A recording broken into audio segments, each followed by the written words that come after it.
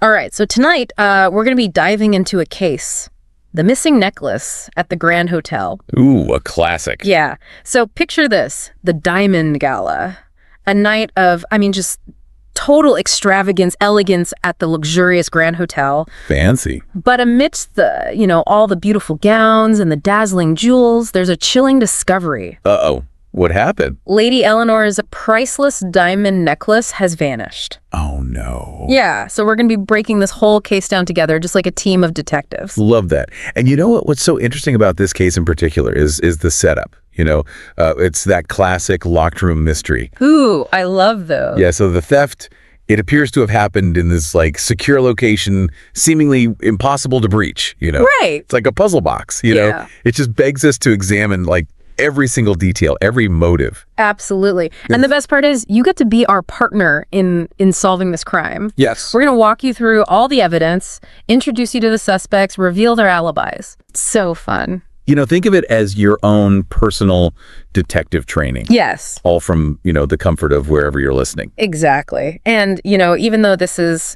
obviously a fictional mystery, the techniques that we're going to use to unravel it, they can actually sharpen your real-world critical thinking skills. Mm-hmm. We're going to be looking for clues, questioning motives, analyzing alibis, just like a real detective would. Yeah, it's like a workout for your brain. Totally. So let's set the stage a little bit. So it's the Diamond Gala at the Grand Hotel. Mm-hmm. Like we said, just dripping with opulence secrets. Among the esteemed guests is Lady Eleanor, known for her, exquisite jewelry collection. She's got great taste. Oh yeah, top notch. So tonight she's showcasing a diamond necklace of incredible value, historical significance. This thing is a big deal. It's a big deal, yeah. And that detail right there, that is crucial because it instantly establishes motive, the sheer worth of this necklace, it just makes it this irresistible target for any thief. Yeah, everyone's looking at it. Exactly. So now, this is where our three main suspects kind of come into play. Each of them was near Lady Eleanor's room on that fateful night. We've got Sarah, the maid. Okay. Mr. Collins, a guest at the hotel. Okay. And the kind of ever so composed Mr. Thomas, the butler. Oh, the butler. Yeah. So now each of these suspects, they have an alibi, at least initially. Right. So let's start with Sarah, the maid. Her statement, very short, to the point, I didn't go inside the room. I only cleaned the hallway and left. It sounds kind of rehearsed, Yep. She's trying to distance herself. What do you think? Yeah, it's almost a little too perfect. Yeah, exactly. She's trying a little too hard. Yeah. And then there's Mr. Collins, the guest. His alibi is very specific. He says, I was in my room the whole time working on my laptop. Oh, interesting. See, that feels a bit over-explained to me. Mm-hmm. Just why is he going above and beyond to create this solid alibi? He's trying to be very memorable, this is what I was doing. Exactly. So, and finally, we have Mr. Thomas, the butler. He states, I was only delivering drinks to the other guests. I had no reason to enter her room. Ooh, interesting. See, he's emphasizing his duties, lack of motive. Yeah. Playing that role of the dutiful, invisible servant. Yeah, just doing his job. Exactly. But remember, these are just their initial statements, the real work.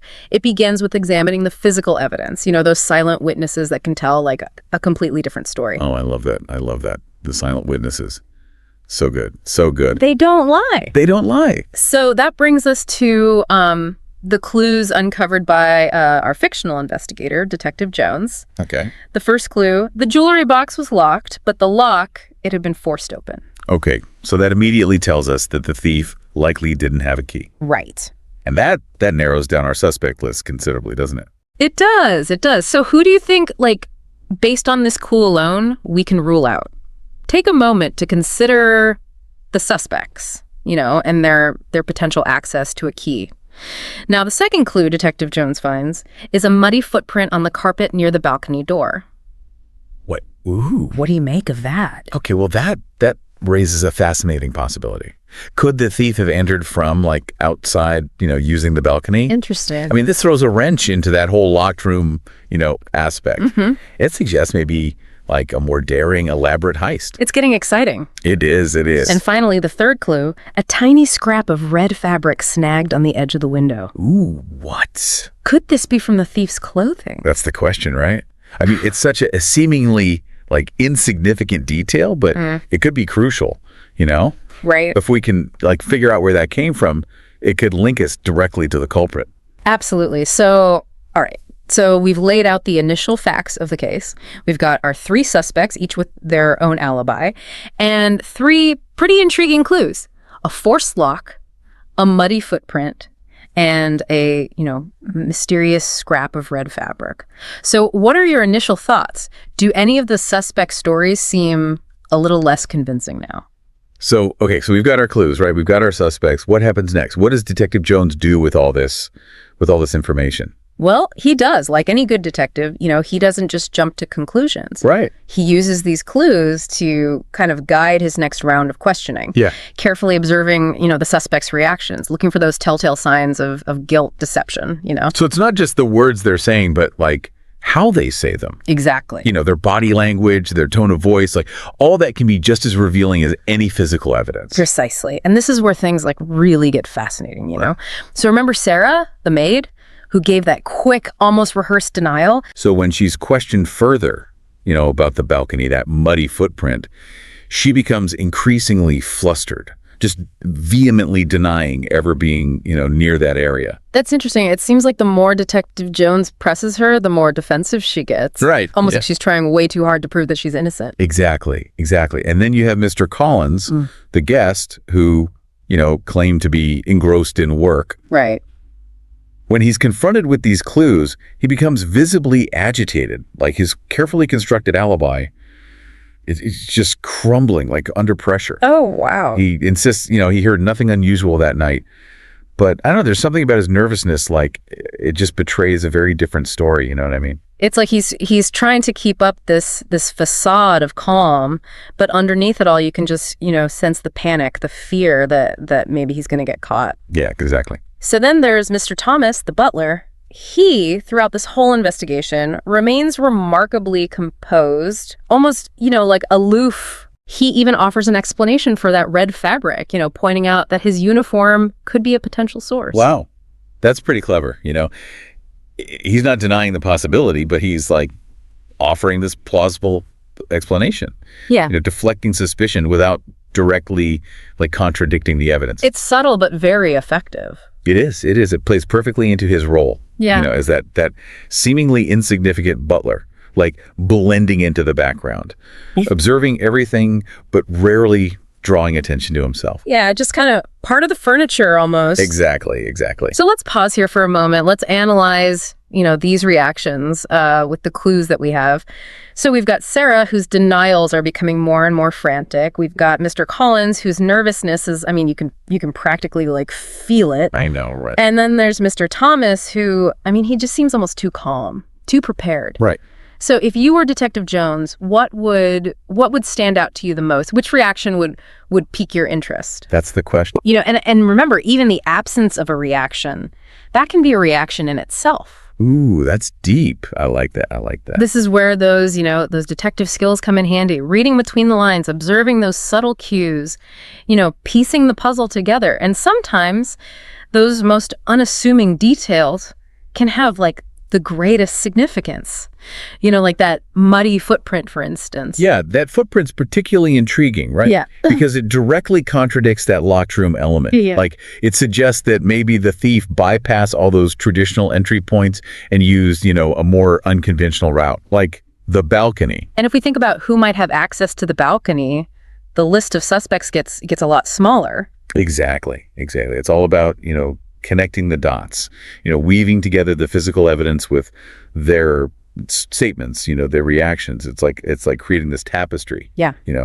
With each thread representing a piece of the puzzle. I love that analogy.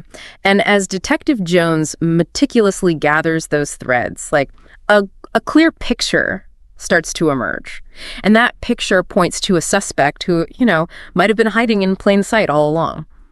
Okay, so we've analyzed all the clues, we dissected the alibis, scrutinized everybody's reactions. So now, for the moment of truth, who does Detective Jones actually accuse?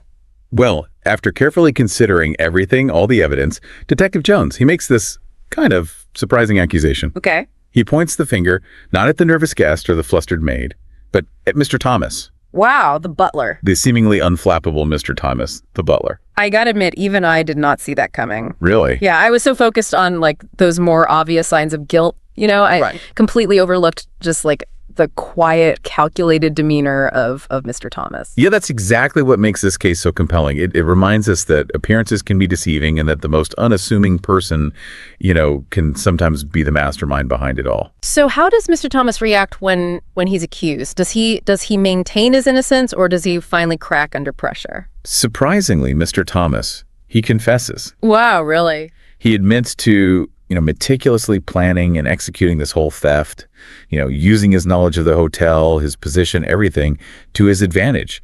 He even reveals how he staged the scene to make it look like an outside job, planting that muddy footprint to mislead the investigation. So that red fabric, it really was from his uniform. It was. He was so clever in the way that he, offered that explanation. It was almost like he was daring Detective Jones to suspect him. Yeah, like a challenge almost. Exactly. He was playing on that classic butler did it trope, knowing that they often dismiss the butler as just a background character. It's got him there, yeah. But in this case, the seemingly insignificant butler was actually the criminal mastermind.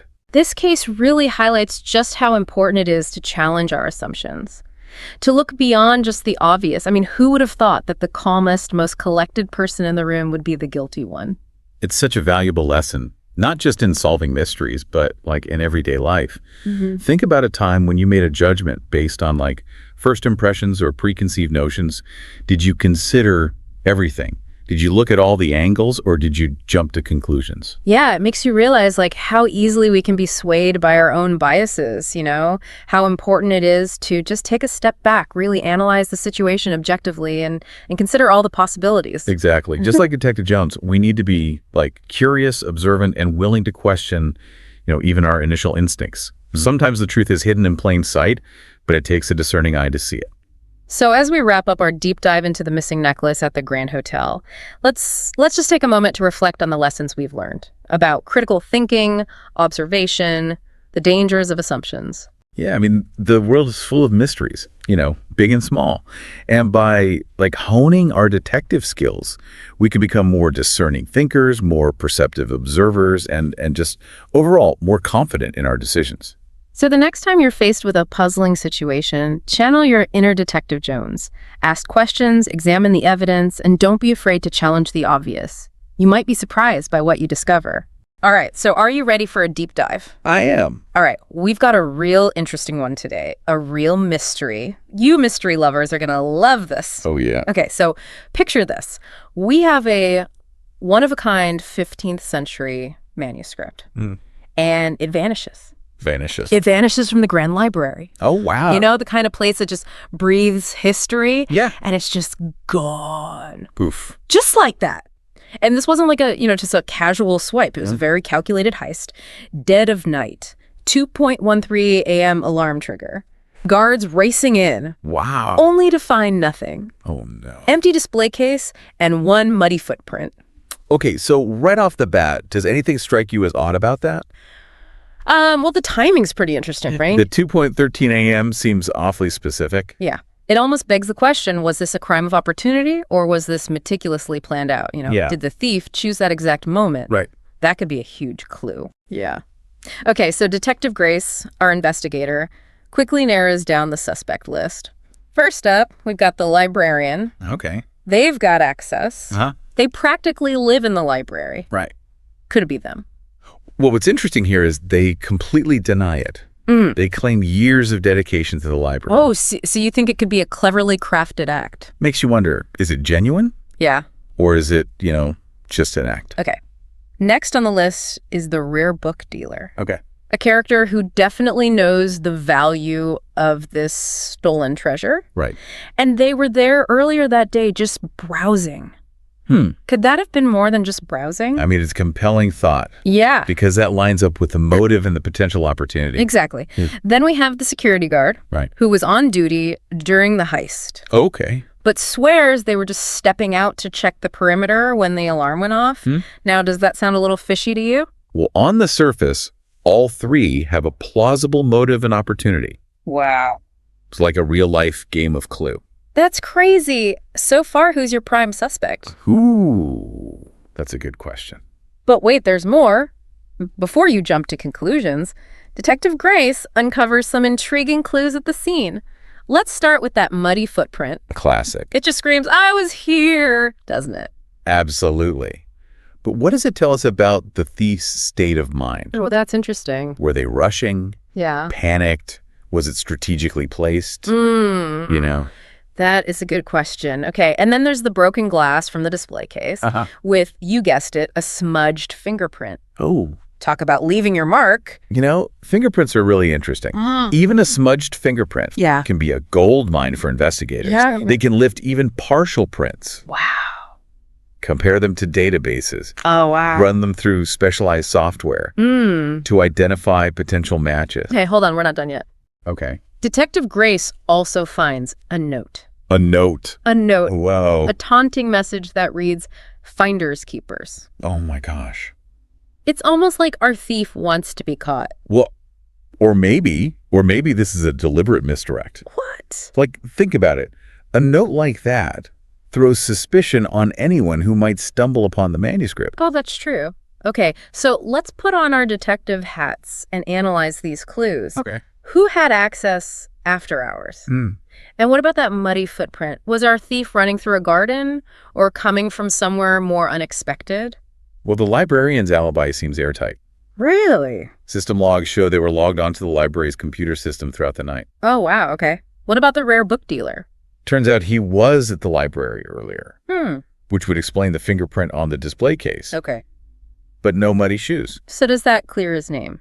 It's looking that way. And then there's our security guard. Yeah. Remember that perimeter check alibi? Well, guess what? Muddy shoes. Oh, no. And they didn't have a solid alibi for the exact time of the theft. This is getting good. Looks like our muddy footprint just led us straight to our culprit. Wow. Yeah. You know, I have to admit that Finders Keepers note really had me going for a while there. It was a clever ruse, for sure. So it turns out our security guard, burdened by financial troubles, hatched this plan to make a quick buck. I guess they thought that note would throw everyone off their scent. You have to give him credit for trying. Yeah. While that Finders Keepers note was a well-intentioned distraction, it's fascinating how the other clues ultimately painted a clearer picture, don't you think? Absolutely. But we're not quite done with this deep dive yet. I can't believe it, you know? It's wild, right? It's amazing how those seemingly insignificant details, like just a bit of mud, can completely unravel a plan. Yeah. I bet our security guard never thought those muddy shoes would be their downfall. It's a classic example of overlooking the simplest things. Makes you wonder what other things we might be missing in our own lives, right? That's true. It really does highlight the importance of paying attention to the things that we often dismiss as unimportant. I mean, who would have thought a muddy footprint would be the key to cracking this case?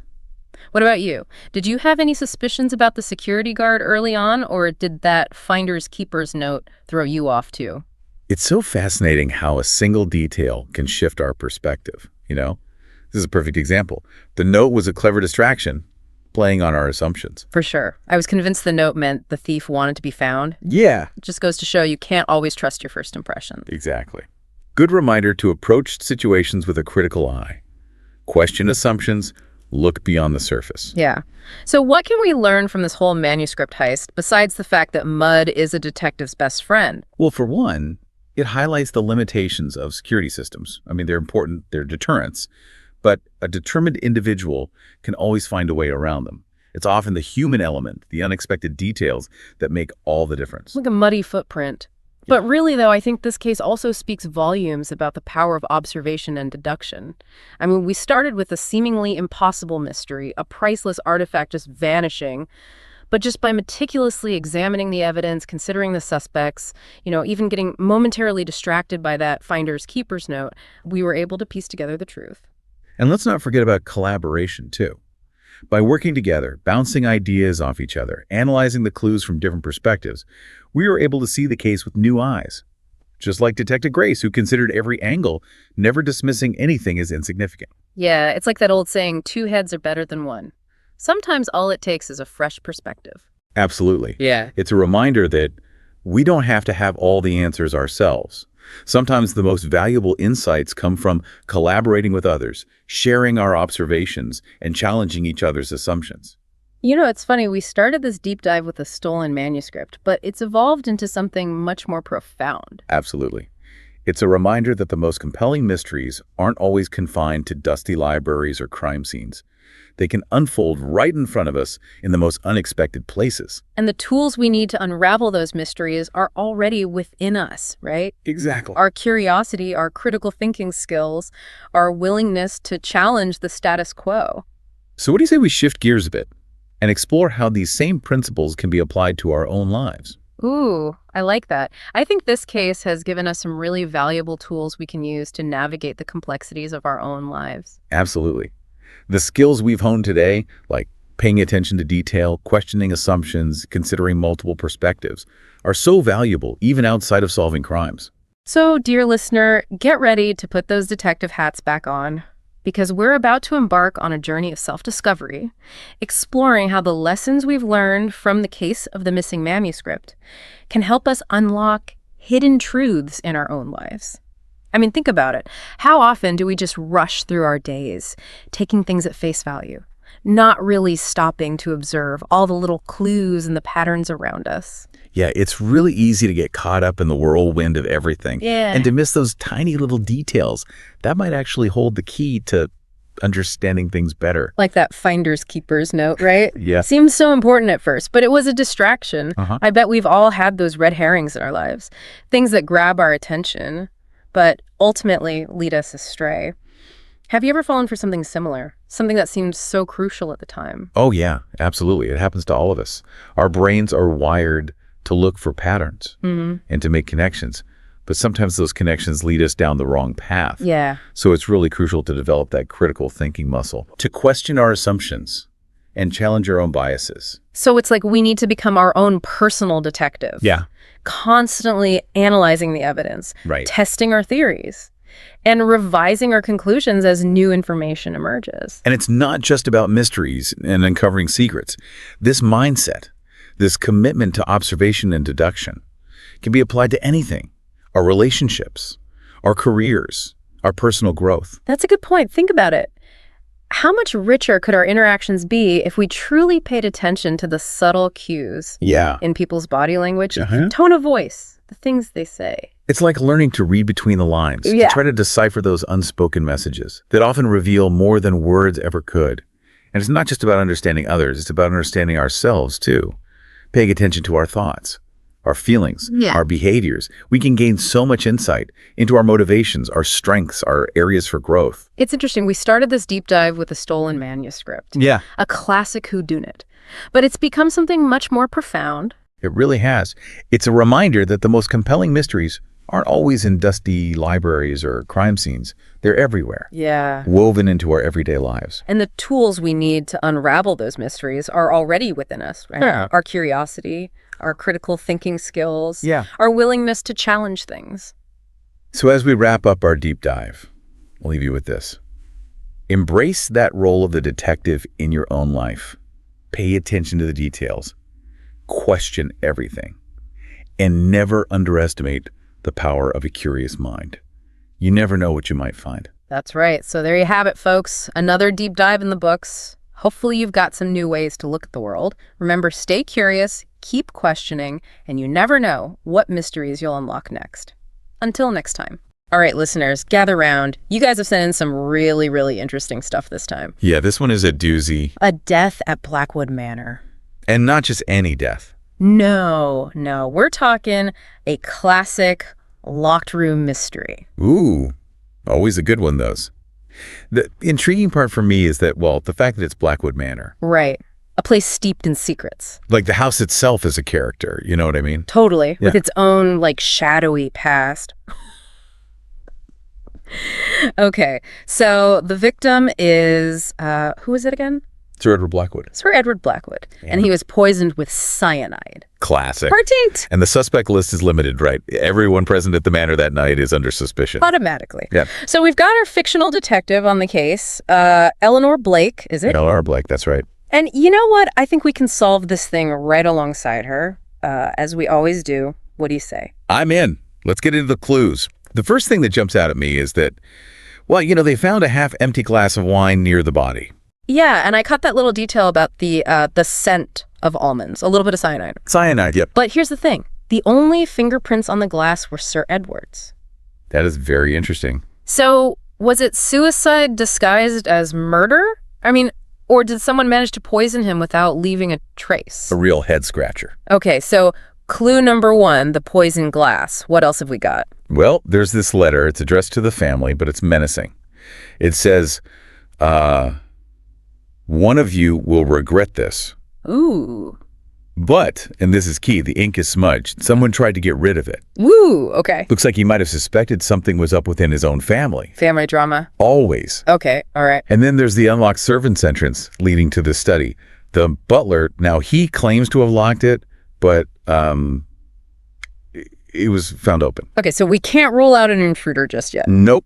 Someone could have snuck in, done the deed, and then just slipped out unnoticed. A whole new set of possibilities. Totally. And finally, we have the stopped clock. It was in the study, frozen at 10:15 p.m., possibly the moment he collapsed. Okay, so let me get this straight. We've got a poisoned victim, a threatening letter, an unlocked door, a stopped clock, and everyone in the house is a suspect. It really is like a game of Clue, isn't it? It really is. Yeah. All right, so let's meet these suspects. First up, the wife. Mrs. Margaret Blackwood, Sir Edward's second wife. Second wife, okay. And there were some disagreements Okay. over finances. Money was a bit tight. Okay, so money troubles, potential inheritance. Motive number 1, All right, next up. Henry Blackwood, the son from Sir Edward's first marriage. Because son, okay. Yeah. The source material mentions a strained relationship, even suggests that he was, well, cut out of the will, Ouch, family feuds. especially when money's involved. It can get messy. Yep. Okay, who else? Then we have Emma Blackwood, The daughter. the daughter. Now, while she was seemingly close to her father, the source material hints at resentment. He was a controlling guy. The rebellious child archetype. It's a classic. And then there's Mr. Finch, the butler. Okay, the loyal butler. Loyal, sure, but he'd been serving the family for decades. However, there's a twist. He was recently caught stealing. A butler with a secret. Interesting. So did he maybe poison Sir Edward to cover his tracks? I mean, it's possible. It's definitely a possibility. And last but not least, we have Dr. Lydia Hart, the family doctor. The family doctor, of course. She treated Sir Edward for an ailment, some sort of ailment, doesn't say what, and she was the last one to see him alive. So we've got our cast of characters, each with their own secrets and motives, potentially. Now the question is, can we piece together their alibis with the evidence to unmask the killer? That's the challenge. All right, let's dive into these alibis, starting with Mrs. Blackwood. What was she up to while her husband was meeting his demise? Well, she says she was reading alone in the drawing room all evening. Alone all evening. No one else can confirm that. An alibi that's hard to verify. Okay. What about Henry? Any chance he snuck out for a late night chat with dear old dad? Well, he admits to arguing with his father earlier that evening, but he says he went to bed afterward. Right, but arguments can escalate. And he definitely had a motive, as we discussed. Let's not rule him out just yet. What about Emma? She stated that she visited her father in his study around 10 p.m. to talk, but she left because he seemed upset. So she places herself at the scene of the crime shortly before his likely time of death. Interesting. What about Mr. Finch? Where was he? Mr. Finch, our butler with a secret, he claims that he checked all the doors at 9:30, including that servant's entrance. Found them all locked. But that servant's entrance was unlocked, right, when they got there? It was indeed. So either Mr. Finch isn't telling the truth or someone unlocked it later. Mm-hmm. It seems like some of the details just don't quite add up. And lastly, we have Dr. Hart. Right. She claims she left at 10 p.m. after, checking on Sir Edward. So both Emma and Dr. Hart were at the scene of the crime around the time of death. It would appear so. We've got motives, we've got alibis, and we have some really intriguing clues. It's all coming together. Now let's see if we can put the pieces together. All right, so let's dive a little deeper into this. We've got a locked room, a whole bunch of suspects, each with their own, secrets and questionable alibis. Where do we even start with this? That's the fun part. It's like a puzzle. You have to examine every little thing, every inconsistency. Think like a detective. Okay, so detective mode activated. Let's start with the threatening letter. It says, "One of you will regret this." That's creepy, right? And it definitely sounds like Sir Edward knew someone was out to get him. But who? And why send it to the whole family? Good question. Addressing it to everyone implies he suspected someone in his inner circle.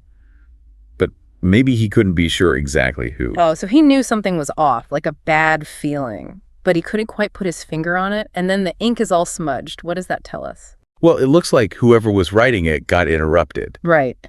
Maybe by Sir Edward himself. Yeah. Like, what if he was in the middle of writing it when his killer came in?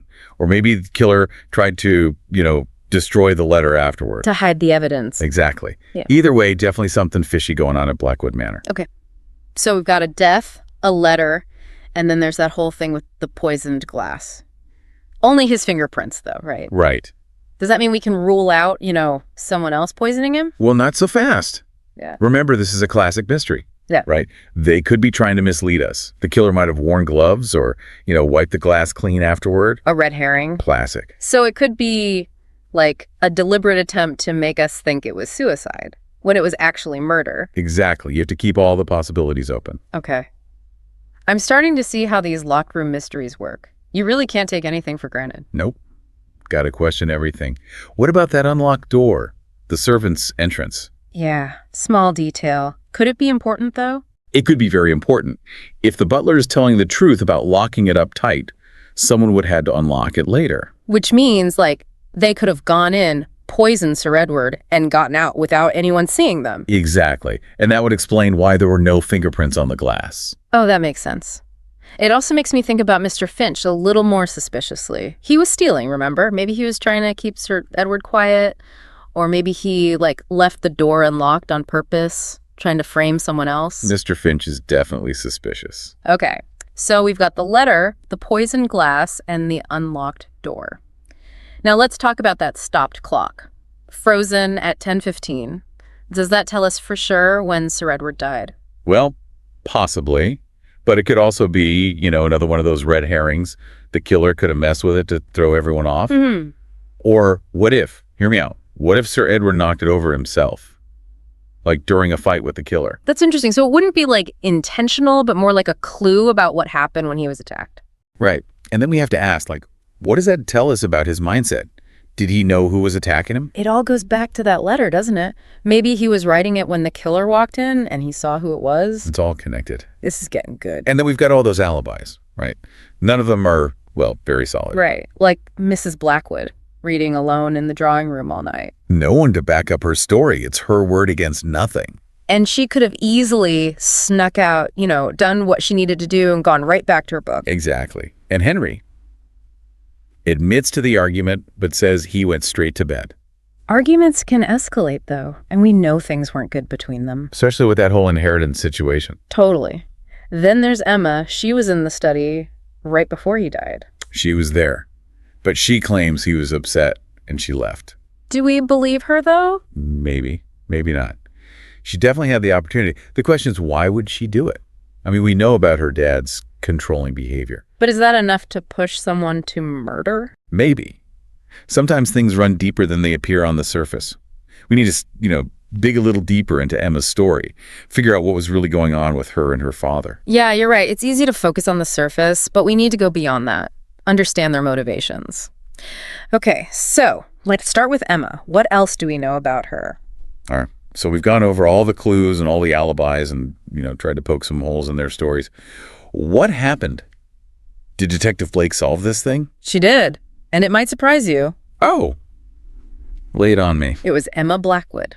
Emma, really? The daughter. Wow. I was so caught up in all the money stuff with the wife and the son that I totally didn't even think about her. But now that you say it, she was there in the study, right? Exactly. And the author, they did drop some little hints here and there pointing to Emma, but they were very subtle, very easy to miss. It's like they wanted to distract us with all those, those more obvious motives. A classic misdirection. No, yeah. Okay, so I'm curious. What was her motive? She resented her dad, but that doesn't exactly make her a killer, does it? And how did she even do it? Well, she really wanted to be free, to make her own choices. It seems like her dad's controlling ways really I don't know, really got to her. So it wasn't just a, like, normal teenager being a teenager kind of thing. No, it was more than that. She felt trapped, and I guess she felt like this was the only way out. To, escape her life? Wow, that's intense. But she went about it pretty cleverly, didn't she? Oh, for sure. She went to visit her dad in the study, right? Like, they were having a normal conversation, and that's when she poisoned him. Oh, so it was like the perfect cover. Everyone thought it was just a friendly visit, but it gave her the opportunity. Nobody suspected a thing. Nobody. And remember that glass? With only his fingerprints, it all pointed to suicide. Or maybe even an intruder. She really planned this out, huh? Kind of scary how she was able to manipulate everything. What about the clock? I mean, we talked about how it might have been knocked over during a fight, and it turns out that's exactly what happened, didn't it? It did. Sir Edward, he was, collapsing from the poison. Mm-hmm. And he hit the clock. That's what stopped it. So it wasn't part of her plan, just a coincidence, an accident, but it definitely added to the confusion, didn't it? It sure did. And then that unlocked door. Right. What about that? Turns out the butler, well, he was telling the truth. He'd locked it. So no intruder after all. Nope. Emma was the only one who could have done it. She played everyone, didn't she? She did.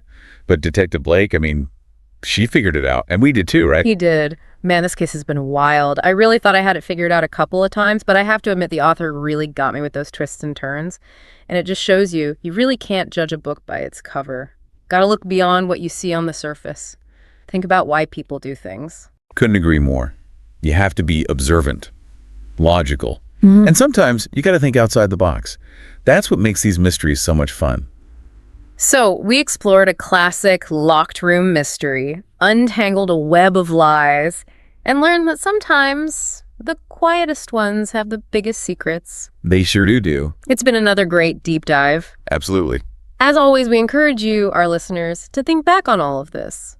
What do you think? Did you see it coming, or did Emma pull a fast one on you too?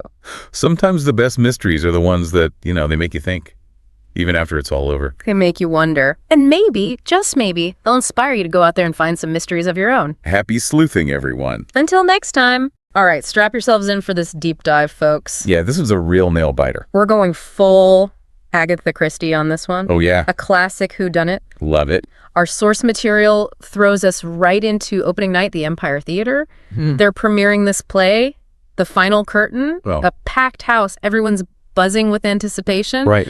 And then Julian Graves, the lead actor, he takes his final bow a little too literally. Oh. Dies right there on stage. Oh, a death during a performance. Yeah. That's pretty dramatic, even for the theater world. Right. But here's the thing. Yeah. It might not have been an accident. Ooh, okay. Our sources give us some pretty intriguing clues right off the bat. This is where I got hooked. It's like a suspiciously sharp prop sword. Huh. A cup of tea backstage. Okay. But it has like a weird smell to it. Yeah. And get this. Huh. A torn out page from the script. No way. With a threatening message on it. Oh my God. Tucked right into Julian's pocket. Someone was setting the stage for murder, literally. Right. Yeah. All right, so let's talk suspects then. Okay. Yeah. Because in our sources, we get a whole cast of characters. Yes. Each one deeply connected to Julian, to the play. Right. They all have secrets. Oh, yeah. And some very strong motives. Oh, I bet. It's a tangled web, for sure. So, first up, Yeah? we have Evelyn Drake, the co-star. Right. So she and Julian, they have a long history together, sharing the spotlight for years. Okay. But lately, there have been these whispers, of like rivalry, jealousy between them. Sounds like the plot of the play itself, right? It really does. Like art imitating life, or in this case, maybe Yeah. life imitating art. Ooh. I mean, it is a classic setup, in the world of mysteries. Sure. You get that tension, the desire to be the leading role. Of course. It just breeds resentment. Totally. Now, Evelyn, of course, says she'd never hurt Julian. But are those her genuine feelings? Or is it just another performance? Ooh, good point. Maybe a carefully crafted facade to hide something darker. Okay. So next up. Okay, next in the spotlight, we have Victor Hayes, the director. Ah. Known for his, shall we say, Yeah. passionate personality. A demanding style. Very demanding. Yes. Turns out he had a huge blow-up with Julian Real? on the very day of the murder. Oh, wow. All because Julian skipped rehearsal. No way. Yeah, That's a big no-no. it really is. Especially opening night. Exactly. Oh, a volatile artist, huh? Yeah, makes you wonder, right? It does. Was this outburst just a frustrated director? Yeah. Or could it be, something more sinister? Ooh, okay. Because passion, it can be a powerful motivator, Yeah. but it can also be a very dangerous weapon. Okay, so we have the jealous co-star and the volatile director. That's right. Who else is in this lineup? Okay, so then there's Amanda Rose, the stage manager. Now she's the one with all the keys to the kingdom. You know what I mean? Yeah. Especially to the prop room, Right. where that suspiciously sharp sword was kept. Okay. Now, Amanda, she insists. She checked every single prop meticulously before the curtain went up. Okay. But if that's true, then how did a real sword even end up on stage? Exactly. That's the question. Yeah. Was it just an oversight, or was it deliberate? Ooh, good point. Or was it something even more cunning? I like that. Because you see, a true stage manager, Yeah. they understand misdirection. Very interesting. Very interesting. So that's 3 suspects down. 3 down, 1 to go. Okay, hit me. Last but certainly not least, Yeah. we have Daniel Price, the understudy, Right, the understudy. forever waiting in the wings. Yeah. Talk about a motive, right? Oh, yeah. I mean, Julian's out of the picture. Right. The spotlight is all his. It's his for the taking. Yeah, it is a fascinating dynamic, isn't it? Totally. The ambition, the yearning for recognition, and then the potential for that resentment, just festering in the shadows. For sure. Daniel, he might say that he admired Julian, Yeah. but was it really admiration? Okay. Or was there something darker hidden beneath that? Wow. Okay, so we've got our suspects, We do. each one with a motive Oh, yeah. that could fuel an entire play on its own, practically. Absolutely. But we also have those physical clues. Right. So where do we even begin with those? Well, let's start with that prop sword, shall we? Okay. Because in the theater world, safety is paramount. Of course. So prop weapons, they're designed to be harmless. Yeah. But this one was clearly the real deal. So what you're saying is Yeah. someone went to a lot of trouble to swap it out. Exactly. I mean, it wasn't just lying around backstage. Yeah. Someone had to bring it in, Yeah. make the switch, make sure it ended up in Julian's hand. So that narrows down the suspect list quite a bit, doesn't it? It really Yeah. does, because think about it. Yeah. It has to be someone with backstage access. Makes sense. Someone who knows the routines, who can move around unseen. Okay, yeah, that makes sense. So let's move on to that cup of tea now. Okay. Remember, the sources mentioned a strange smell, Yes. hinting at something more than just a simple cuppa. We're talking poison, right? Potentially. Yeah. Classic. No, it's a classic. Yeah. It suggests premeditation, Yeah. a plan to eliminate Julian before the curtain even rose. But wouldn't that make the sword on stage completely redundant then? Well, that's the question, isn't it? Yeah. Maybe it was overkill? Cool. 2 separate attempts on Julian's life? Possible. Or maybe it's a diversion tactic. Ooh. A red herring Okay. designed to confuse the investigation. Right. Cast suspicion on more people. Yeah. Because after all, the more complicated the plot, Mm-hmm. the harder it is to find the truth. Right. Right. Okay, so we've got this really tangled web. We've got a sharp sword. We've got potentially poison tea. Yep. And of course, there's that cryptic note. Right, the note. The source material said that the handwriting didn't match Julian's. That's right. So who wrote it? Yeah, and what role did it play in this whole deadly performance? I mean, it had to have been important, right? Well, I think that note, scribbled in haste like that, Yeah. tucked away in his pocket, Yeah. it speaks to a very sudden, very strong emotion. It does. It's raw, it's personal, Mm-hmm. and it could be the key to unlocking the killer's identity. I'm dying to know what it said. Oh, I know, me too. It has to be a huge clue. Oh, it's a big one. If we can crack the message, figure out who wrote it, Yeah, maybe we can finally bring down the curtain on this investigation. and that's where Detective Kane comes in. Ah. Our guide Yeah. through this maze of clues and suspects. Right. Her sharp eye for detail Yeah. and her amazing ability to read between the lines, Ah. those are going to be crucial in this next act. Hmm. The interviews. The interviews. Detective Kane's interviews with these suspects. Oh, yeah. This is where things get really interesting Okay. because, under pressure, people tend to reveal a lot more than they intend. Right. A little shift in posture, a hesitation in their voice. Yeah, yeah. These tiny details, Mm-hmm. they can be so revealing. I bet. Really Okay, revealing. let's divide with Evelyn Drake then. Okay, Evelyn Drake. The sources mentioned that she had admitted to Yeah. feeling overshadowed by Julian's fame, Right. but she completely denied Yeah. having anything to do with his death. Of course, of course. So is that genuine remorse? Or is that just, another Oscar-worthy performance? It's the question, isn't it? It is. The question that probably kept Detective Kane up at night trying to figure it out. Right. Unfortunately, our sources don't give us a peek into her body language during the interview. Okay. But we can analyze what we do have. Her words. Right. See, a truly innocent person, they tend to be pretty forthcoming, eager to cooperate, clear their name. Right. Right. No matter what. But if she was acting then, wouldn't there be some cracks in her performance? Oh, absolutely. Yeah. Like contradictions in her story, maybe a little too much emphasis on her innocence. Oh, yeah. Trying to oversell it. Exactly. Overplaying the part. Right. That's a common mistake. Yeah. Especially for someone who's used to being in the spotlight. That's true. Okay, now let's turn our attention to Victor Hayes. Okay, yeah, the fiery director. The fiery director who had that confrontation with Julian earlier that day. Right. Now, the sources say Yeah. that he got really defensive when they questioned him about that note. Really? Yeah. That's interesting. Isn't it? It is, because if he really thought that note was irrelevant, wouldn't he have just dismissed it? You'd think so, wouldn't you? Yeah. So why get so worked up about it? Right, unless he had something to hide. Exactly. Okay. It suggests that maybe that note, Yeah.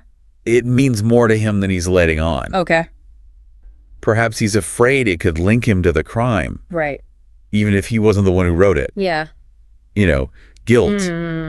It often shows itself in the strangest way. That's true. That's true. He was adamant, though, Yeah. that his anger toward Julian, it was purely from, artistic differences. Sure. Not because he wanted him gone. But those lines can get blurry. Oh, they can. Yeah. Especially in a high-pressure environment. Exactly. Like the theater. Right. Where emotions run high. Sure. The drive for perfection. Yeah. It can so easily tip over into something much darker. Oh, absolutely. And speaking of the darker side of the stage, Oh, yes. let's not forget about Amanda Rose, Okay, right. Amanda Rose, the stage manager. the stage manager. Now, she was adamant, absolutely insistent, that all the props were carefully inspected Right. and that she wasn't responsible for the switched sword. But she was the one with the most access. She was. The most control. Yes. Right. And that makes her a prime suspect. Okay. Unless, of course, someone managed to slip past her and tamper with that sword. Yeah. Which, let's be honest, seems pretty unlikely. Yeah, she was very meticulous. Very meticulous, exactly. Right. But she did say that she checked every single prop. She did. So wouldn't something like a real sword stand out? You would think, right? You'd think so, right? I mean, it's not something you just overlook, Yeah, especially with opening night, looming. I know, it's a real puzzle, isn't it? It is. Was it a genuine mistake? Okay. A slip-up in her usually perfect process? Yeah. Or did she do it on purpose? Did she create a blind spot? Okay. A way to, manipulate the scene without raising any suspicion? Right. Now, I'm sure Detective Kane would have looked very closely at her alibi for any inconsistencies. Of course. Any little gaps that could point to, a more deliberate act. Okay, that makes sense. All right, now let's move on to Daniel Price. Okay. The understudy. Right. The one waiting in the wings. Yeah. Now, our sources tell us that he was seen lurking near Julian's dressing room.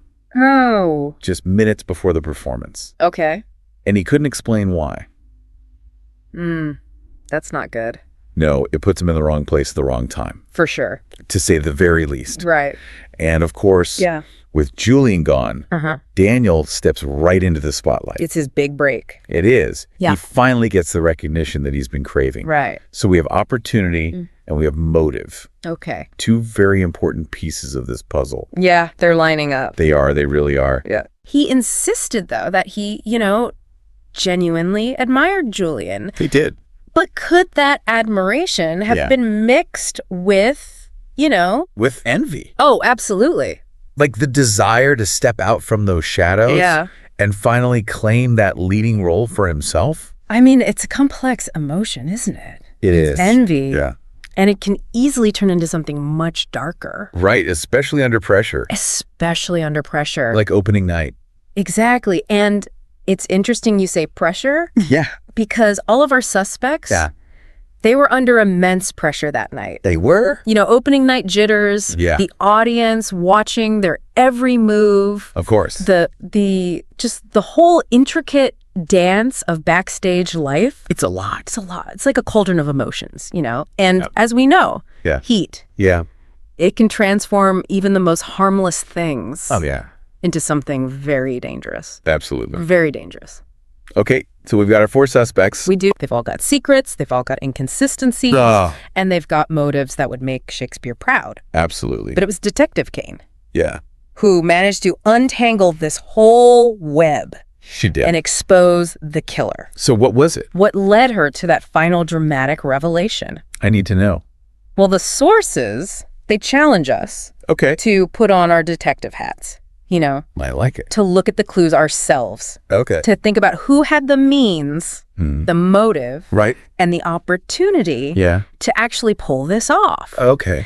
And when you look at all the evidence, Yeah. all signs point to Amanda Rose, Amanda, the stage manager, the stage manager. the seemingly unassuming stage manager. Wow, I have to admit, Yeah. I was convinced it was Daniel. Really? Yeah. Interesting. But how did Amanda manage to fool everybody? Oh. What made her do it? The answer, like it's so often is in these stories, Yeah. is revenge. Revenge. Okay. Yeah, because it turns out... Amanda had been secretly fired by Julian.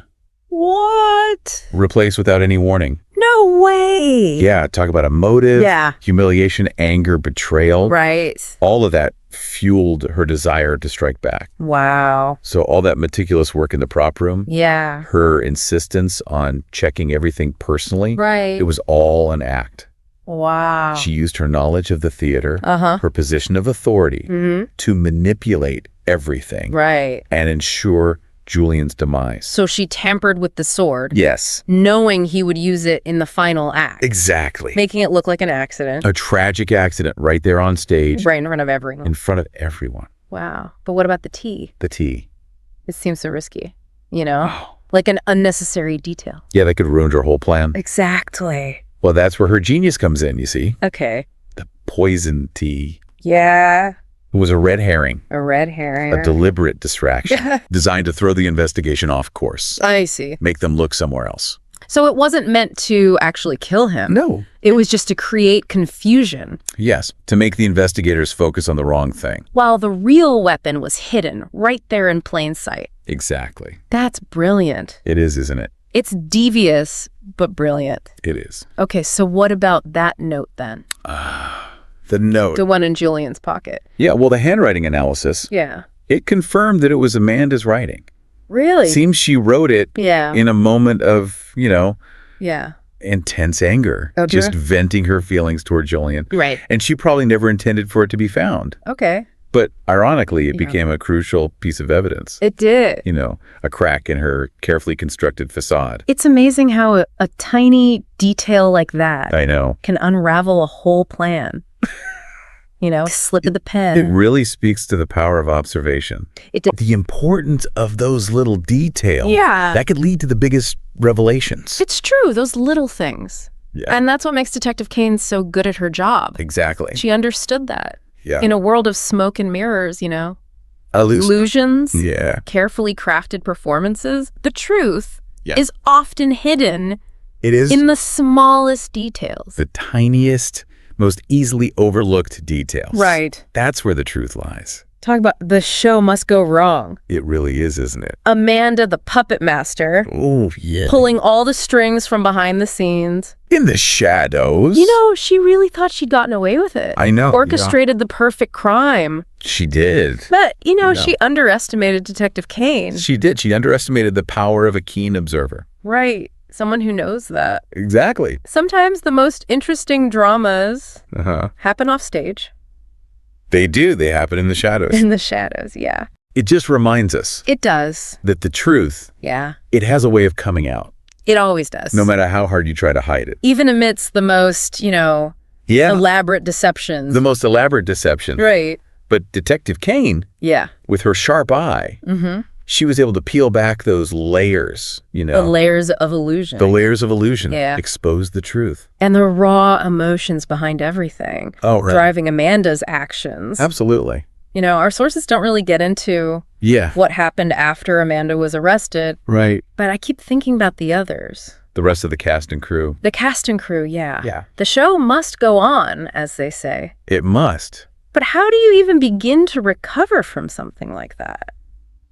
That's a good question. To find out that the person you trusted, Right. The person who was holding everything together. literally holding the production together, Yeah. was capable of something so dark. It's chilling, isn't it? It really is. To think that someone you work with, Share that creative energy with, yeah, that you share space with. could have that much darkness inside them. Yeah. It's like that duality of human nature, right? It really is. The good and the bad. The potential for both Yeah. brilliance and malice Existing at the same time. in the same person. In the same person, yeah. And in the theater world especially, Right. where emotions are already so heightened Absolutely. and the lines between reality and fiction get blurred. Right.